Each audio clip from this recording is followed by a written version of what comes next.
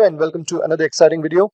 Today we'll be learning how we can make use of the order property using which we can alter the order in which the Flexbox children appear on the page without making changes to the DOM. So here you can see we have a header tag, then we have the nav with our usual li elements, courses, about and contact, and then we have the main and footer tag.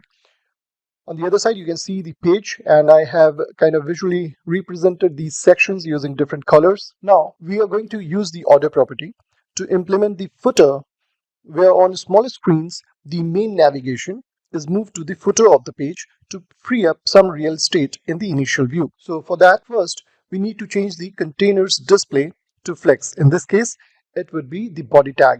So here, what I'll be doing is, I'll make use of the body tag, and inside this, I'll be making use of display as flex. Now, when I do that, you'll notice that the layout has changed in a row-wise manner. So here, what we'll do is we'll set the flex direction as column, and now we have it one below the other. Now, to reorder the elements, we need to change the order property on the individual children themselves.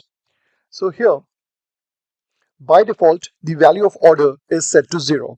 When multiple children have the same order value, those children are laid out based on the order they appear in the DOM. So let's say if I go ahead over here, and here we have the class main nav.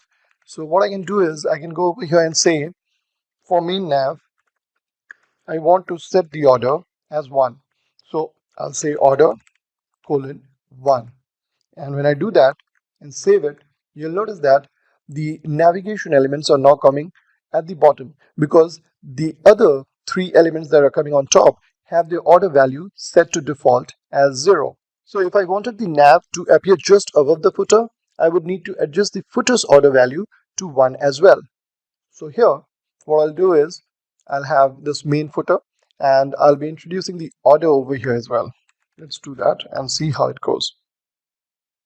Now you see the nav is coming on top of the footer because they have same values, and in order of appearance the nav comes first. That's why it's appearing before the footer tag, and footer obviously is coming after it, so it's coming down below, having the same order number. We can also define negative values for orders. So here, if I want this to go on top, I can just go ahead and say order as -1, and when I save this, you'll notice that it's going all the way up because the default value is set to 0 and -1 will bring it to the top. So above all the zeros will have this navigation now. So let's set it back to 1, and there we have it.